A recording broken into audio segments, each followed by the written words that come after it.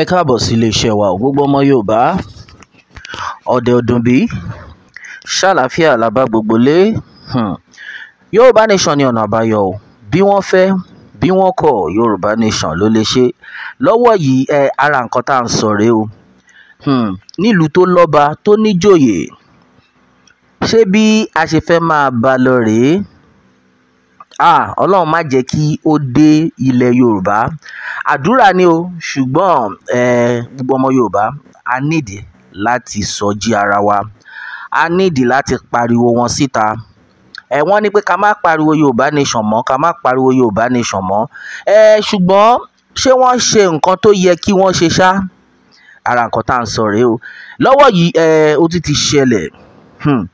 Lẹ́yìn tí àwọn agbésùmọ̀mí tí wọ́n wọ ìpínlẹ̀ Benue, gbogbo náà la gbọ́ bó ṣe ṣẹlẹ̀ tí wọ́n pa àwọn èèyàn bíi 200 people tí wọ́n dáná sun wọ́n. Gẹ́gẹ́ bí ìròyìn tó ń dé bá wa lọ́wọ́ yìí, nínú gbogbo àwọn tí ìṣẹ̀lẹ̀ yìí ṣẹlẹ̀ sí, gẹ́gẹ́ bí wọ́n ti ṣe sọ, about 6,500 people were displaced tí wọ́n nílé. At the end of the day, gbogbo wọn ṣàṣàdànù, wọ́n sá wọn wá ibi tí wọ́n máa sá pamọ́ sí. Ṣùgbọ́n lọ́wọ́ yìí, ẹ mọ̀ pé IDP camp ó wà, internally displaced persons place, camp tí wọ́n máa ń fi wọ́n sí títí Makurdi. Ibẹ̀ ni ọ̀pọ̀lọpọ̀ àwọn èèyàn tí wọ́n sá sí, tí ìjọba pèsè fún wọn. Lọ́wọ́ yìí, wọ́n ní gbogbo àwọn alábíamọ gbogbo wọn ń sunkún ni o. Nítorí pé níbi IDP camp yẹn, àwọn alábíamọ, àwọn olóyún bíi 380, gẹ́gẹ́ bí ìròyìn náà ṣe lọ. Àwọn olóyún bíi 380. Bẹ́ẹ̀ ni wọ́n dẹ̀ ní pé àwọn ọmọ kéékèèké tí wọ́n wà ńbẹ̀ tí wọ́n níbi tán máa lọ. Ẹ rántí pé gbogbo àwọn tí wọ́n máa ń jù síbẹ̀ yẹn, àwọn tí wọ́n nílé, tí wọ́n lọ́nà, tí wọ́n ríbi tán máa lọ, tí wọ́n tiẹ̀ lára, àwọn ló ń jù síbi IDP camp tá à ń sọ yìí. Àwọn ọmọdé tó wà ńbẹ̀ about 2,536. Kábíyèsí Elédùmarè, 2,536. No wonder yẹn kan sọ pé tí ogun bá ti bẹ̀rẹ̀, ẹ jẹ́ kán sọ fún wa pé ogun ti bẹ̀rẹ̀, àbí tógun bá bẹ̀rẹ̀ ẹ jẹ́ ká mọ̀ pé ogun ti bẹ̀rẹ̀ o, kí gbogbo àdẹ̀ gbáradì pé òkè a fẹ́ jà fúnra wa ni. Lọ́wọ́ yìí adúpẹ́ lọ́wọ́ olóyè Sunday Igboho àti bàbá wa Professor Banji Akintoye tí wọ́n là wá lójú, tá fi mọ̀ wípé ó yẹ ká jà fún ẹ̀tọ́ wa. Ọ̀pọ̀lọpọ̀ ni wọ́n ń pariwo 100 years títí tó ṣẹlẹ̀, tí wọ́n sọ fún wa wípé tá bá ti pé 100 years amalgamation tán fi so wá pọ̀ by fire by force. Àfi kí Elédùmarè ṣọ́ wa. Ó mà pé ní 2014, ọgọ́rùn-ún ọdún ló pé ní 2014. At the end of the day, wọ́n mà ní wọn máa já lọ. Ó mà ṣe o. Lọ́wọ́ yìí òkè, ẹ fẹ́ ká lọ, dáàbò bo ọmọ ìlú. Ojoojúmọ́ ni àwọn mẹ̀kúnnù ń sunkún.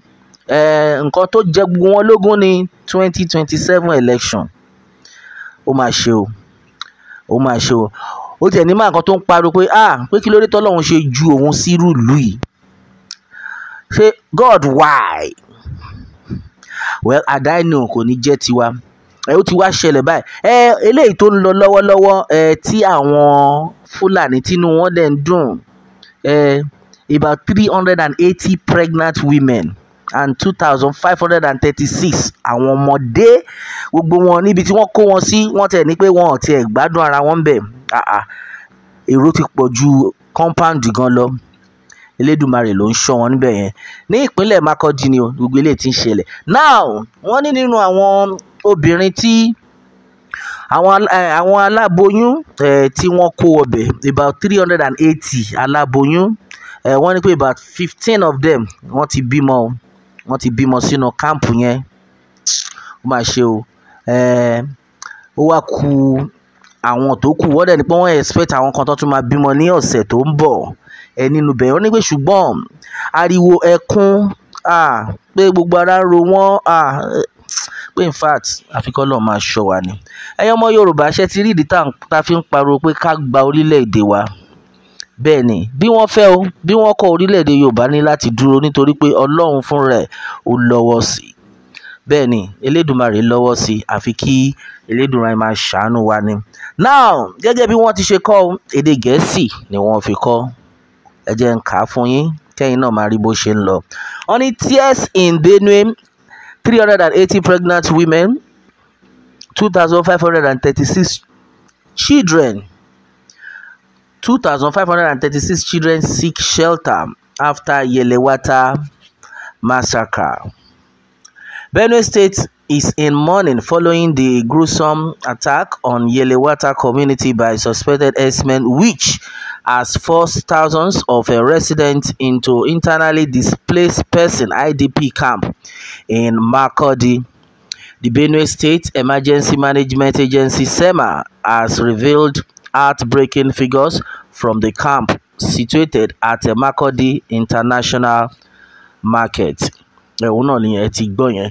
Bí gbogbo ẹ ṣe ń lọ báyìí, ẹ̀yin ọmọ Yorùbá, Ọlọ́run ní jẹ́ kí gbogbo irú àwọn kan burúkú báyìí kí wọ́n kọgun sọ́dọ̀ wa o, lágbára Elédùmarè. Ṣùgbọ́n ṣé àmì lè ṣe ṣáàmì nìkan ló máa ṣe àbí ká jáde tán ká gbárùkù ti ara wa bí gbogbo ẹ ṣe ń lọ yìí. À ń pariwo no going back, no going back. Though àwọn kan bí àwọn ti promise wọn ní àpò ẹ̀wà àpò rẹsì, wọ́n tẹ̀ ní kò sí nǹkan tó kan àwọn, tó fi lè jẹ́ pé ọ̀pọ̀lọpọ̀ nínú wọn gan wọ́n ń jìyà. Ṣé ẹ̀ ń rí bẹ́ẹ̀ yẹn? Àwọn gan bọ́n ìwà yẹn ìyà ń jẹ wọ́n, ṣùgbọ́n wọ́n ṣe bẹ́ẹ̀ ni pé kò sí nǹkan tó kàn wọ́n, àfi kí Elédùmarè máa ṣọ́ wa ni. Pẹ̀lú gbogbo bó ṣe ń ṣẹlẹ̀, gbogbo bó ṣe ń lọ, gbogbo náà là ń rí bó ṣe ń lọ. Láìpẹ́ la sọ bí àwọn agbésùmọ̀mí tí wọ́n ti ṣe, tán fi jí àwọn ọlọ́pàá kọ̀ọ̀kan, tán jí ọlọ́pàá àti àwọn NCDC tí wọ́n jí wọn gbé ní ìlú tó lọ́ba tó níjòyè. Tán bá ti lè máa tán ṣe ń jí àwọn ọlọ́pàá gbé, ta ló wá save? Ta ló save nínú ìlú yẹn tí wọ́n lè jí ọlọ́pàá gbé? Ẹ̀yin ọmọ Yorùbá, ẹ má jẹ́ ká rẹ̀wẹ̀sì o, ẹ má jẹ́ ká rẹ̀wẹ̀sì rárá, nítorí pé bí ó ṣe ń lọ yìí, àwọn arábí yìí, àmọ́ àwọn tó ń ró wọn lágbára o. Bẹ́ẹ̀ ni àmọ́ àwọn tí wọ́n ń ró wọn lágbára, ṣùgbọ́n pẹ̀lú gbogbo nǹkan tá à ń gbọ́, àwọn olóṣèlú kankan àwọn ló wà nídìí ọ̀rọ̀ yìí. Àmọ́ kan tí wọ́n fẹ́, wọ́n ṣàfẹ́ gba gbogbo ìlú, ṣùgbọ́n Elédùmarè jù wọ́n lọ. Bẹ́ẹ̀ ni àwọn òde ní dẹ́kun àti máa pariwo pé Yorùbá nation yìí sẹ́ a gbọ́dọ̀ gbá ni. Olúwa Ọlọ́run á jẹ́ kí wọ́n bá wa dá olóyè Sunday Igboho padà wá sí ìlú ẹ̀, lágbára Elédùmarè. Bẹ́ẹ̀ ni o, àní rí jù báyìí lọ. Gbogbo ọmọ Yorùbá, a ó máa bẹ o, ọ̀bẹ níbẹ̀ ṣọ àtẹ́lẹsẹ̀ abẹ̀nà o. Ẹni tó bá lámà bọ̀, òun là ní dé bá. Kí Elédùmarè kó bùkún fún orílẹ̀-èdè Yorùbá. Ó dàbọ̀.